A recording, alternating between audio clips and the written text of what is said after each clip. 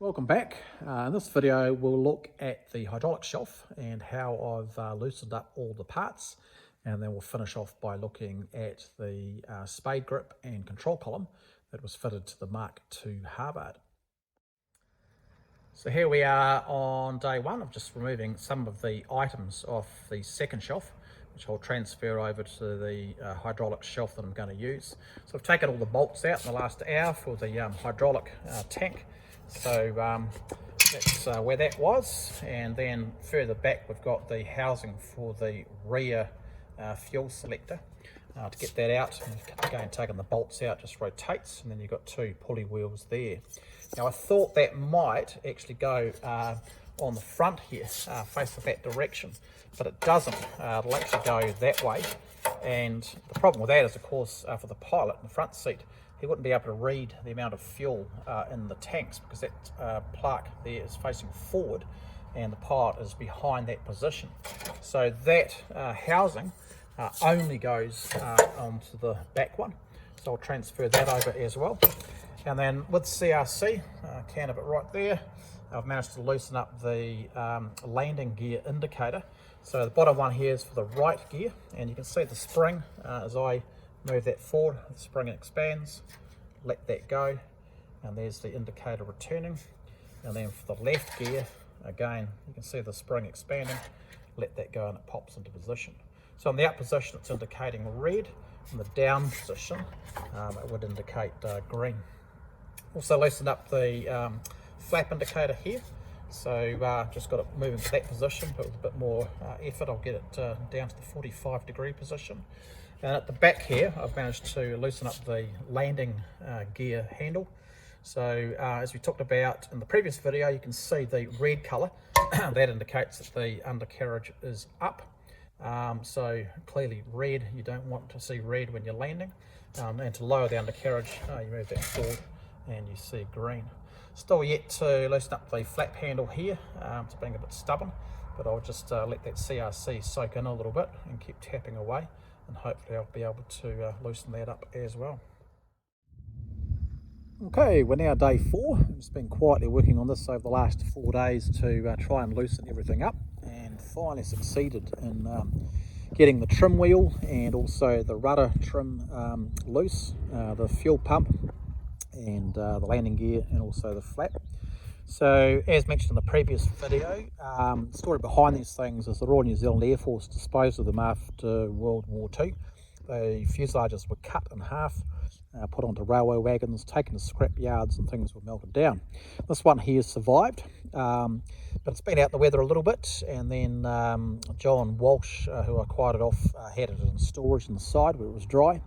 But a lot of the parts have rusted up, and nothing on this moved when I got it. Now I was a bit concerned because John had great difficulty in loosening up the elevator trim, and even with lubrication and a bit of force he couldn't move it. So what he ended up doing is putting in dry ice into the wee hole here, and that shrunk the shaft and managed to then came away from the wheel itself, and he was able to get that turning. Now I live at an airport near a small town called Twizel, and it's not as though they would have had dry ice at the local supermarket. So I was wondering how on earth I was going to free these things up. And what I ended up doing was basically putting in CRC. I've had to use over half a can just to loosen things up, but I put them in these wee gaps. And I also took off the grease nipples, which are down here, and squirted CRC inside there.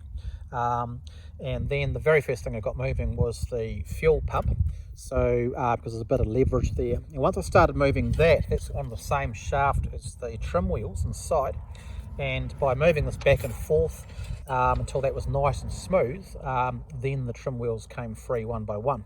So first the elevator, then I got the rudder trim, so I did that yesterday. And the back ones I freed up as well, so that's the rear cockpit. And then I started working on the flap and the undercarriage levers. So this is the flap lever here, and I managed to get that moving. Now you can see with the flap lever there's several indentations. There's one at the back, which is the up position. We've got one here, and there's one forward in that position there. And the back position obviously is 0 up, then halfway between that and the indentation is 10 degrees, 20 is in the indentation, then 30 halfway between the final one, which is full flap at 45 degrees. So I managed to loosen that one up, and I'll show you the connections underneath and how they operate the back levers as well.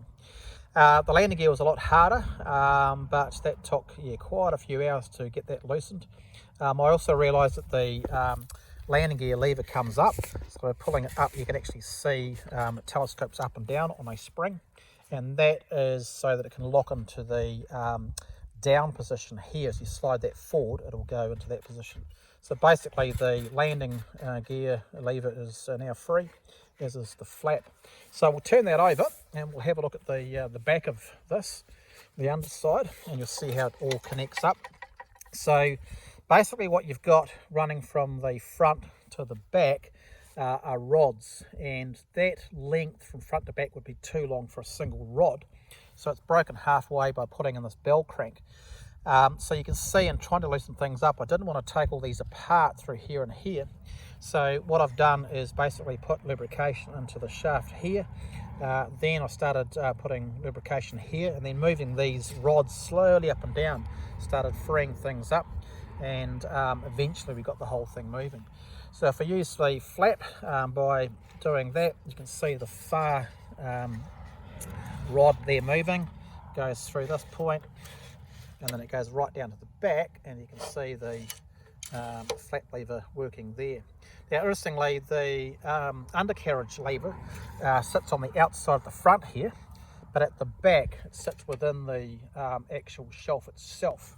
So again, we'll move that. We can see the near one moving. There's the rod coming down here, and that operates the one at the back as well. Also the fuel pump is interconnected, so we can see that moving back and front, nice and free now. The elevator trim and also the rudder trim were connected via these cables, which are basically being cut, so they would have gone right through there. And also some of those were connected up to the indicators here. We've got one at the back, the one at the front is still intact, so they can also be linked up as well. Neat little bit of an aside, as I was basically loosening things up with a spanner, was the fact that the trim wheels make a very, very nice sound. They actually sound like a tram. So I'm going to play you what a trim wheel on a Harvard sounds like. So we're going to hit that, and there's the bottom one. So yeah, it sounds exactly like an old tram in Victorian times. But anyway, that's a bit of an update, just showing you how the hydraulic shelf works and how everything is interconnected. To finish the video off, we're going to look at a Mark II Harvard control column and spade grip, which was fitted to the front of the aircraft. This particular one here came from Auckland. I did a swap with Nick Sheehan, who is restoring a Harvard like this one, the model of 1098, and he's hoping to get his aircraft airworthy. But he didn't have the back stick, which I had, so I sent that up to him. And in return, he just sent down the Mark II front control column and spade handle. Now, there's a bit of a story behind the spade handles. They were fitted to Harvards that went to Commonwealth countries early in the war. And the reason for that makes total sense. In New Zealand, the pilots who were training on Harvards went to England in those years to then fly the Hurricane and Spitfire. And we had many famous New Zealand pilots like Al Deere and Colin Gray, who went to fly those aircraft. But if you're training on a Harvard that had a spade handle, it would feel similar once you got into the Hurricane and the Spitfire. So that's why the spade handles were put on the early aircraft. Of course, 7th of December 1941, Pearl Harbor was attacked, and that changed things. So pilots in New Zealand were then training for the Pacific Theatre, and the control columns on the Harvards then were pistol grips, and they were the same type of handle on top of the control columns that were in the P-40s and Corsairs that we flew in the Pacific War. So since I've got this one here, I've basically given it a bit of a clean up. So it just arrived yesterday. So I've taken off some of the dirt, replaced a couple of the nuts. The original ones were rusty. put another wee nut at the top there, and also around the back. Those nuts have come courtesy of Mike Nichols, who had a few spare that he gave me. So the other thing we'll see here, if we look carefully, is the part number. So I'll just tilt it in the light here, we should be able to see that, AH2242. So AH, you'll see that number also on the Hurricane and Spitfire spade handles, but 2242 is the number that distinguishes it as a Harvard. Up here we can see Lucas on the intercom button, and Lucas of course is an English company.